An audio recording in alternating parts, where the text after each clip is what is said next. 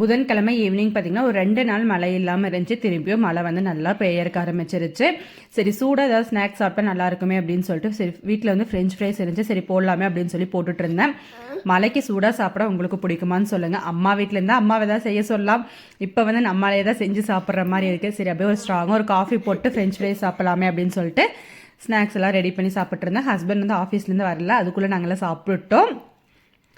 Kitchen ஃபுல்லாகவே clean பண்ண வேண்டியது இருந்துச்சு. சரி கையோட அதையுமே க்ளீன் பண்ணி முடிச்சிடலாம் அப்படின்னு சொல்லிட்டு கிச்சன் ஃபுல்லாகவே க்ளீன் பண்ணிட்டு ஹால் வந்து பார்த்திங்கன்னா இப்படி தான் இருக்கும். டெய்லியுமே நைட்டு வந்து ஃபுல்லாகவே க்ளீன் பண்ணி வச்சுட்டு தான் போய் படுப்போம். சரி கையோட அதையும் க்ளீன் பண்ணிடலாம் அப்படின்னு சொல்லி க்ளீன் பண்ணிட்டு கீழே போனோம்.